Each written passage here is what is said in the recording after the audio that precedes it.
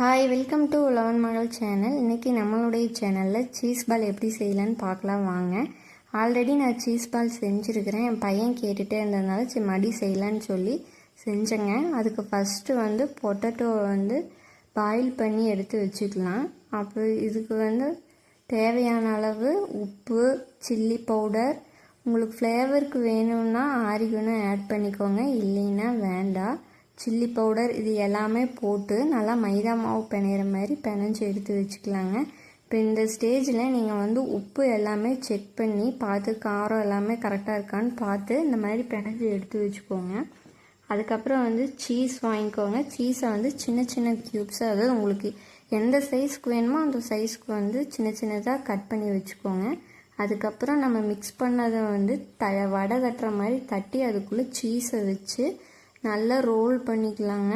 இது சீஸ் மட்டும் வெளியவே தெரியக்கூடாது. வெளியில் சீஸ் தெரிஞ்சுதான் நம்ம எண்ணெயில் போட்டு பொரிக்கும் போது சீஸ் எல்லாம் வெளியில் வந்துடும். அதனால் நல்லா க்ளோஸ் பண்ணி எடுத்து வச்சுக்கோங்க. இப்போ கையில் ஒட்டாமல் இருக்கிறதுக்காக நீங்கள் எண்ணெய் கூட தடவிட்டு இந்த மாதிரி ரவுண்டாக பிடிச்சி எடுத்து வச்சுக்கோங்க. இப்போ நான் எல்லா உருண்டையும் எடுத்து வச்சுட்டேன்.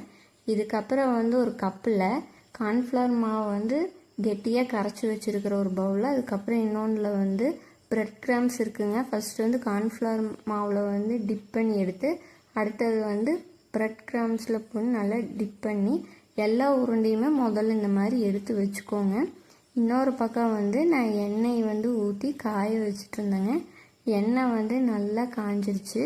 காஞ்சதுக்கப்புறம் மெயின் தீ ஸ்லிம்மில் இருக்கணுங்க, இல்லைன்னா தீஞ்சு போயிடும். சிம்மில் வச்சுட்டு இந்த ஒவ்வொரு உருண்டையும் எடுத்து உள்ளே போட்டு பொரிச்சு எடுத்துக்கலாங்க.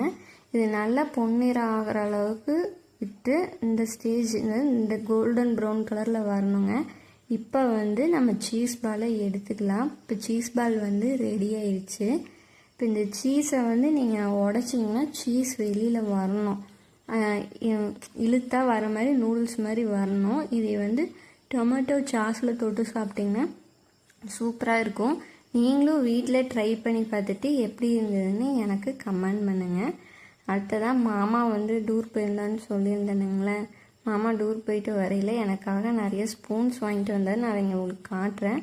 அப்புறம் இன்றைக்கி ஈவினிங் நம்மளுக்கு பக்கத்தில் ஒருத்தவங்களுக்கு கல்யாணம். அவங்க நமக்கு எண்ணெய் ஆர்டர் கொடுத்துருந்தாங்க.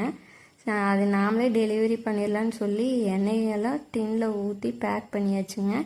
இப்போ ஆட்டோவை தாட்டி விட்டுட்டோம். கல்யாண மண்டபத்துக்கு எடுத்துகிட்டு போயிட்டாங்க நம்மளோட எண்ணெயெல்லாம். மாமா இந்த கரண்டி தாங்க வாங்கிட்டு வந்தார் டூர் போயிட்டு. நம்மளுடைய சேனல் நிறைய பேர் சப்ஸ்கிரைப் பண்ணுறதில்ல.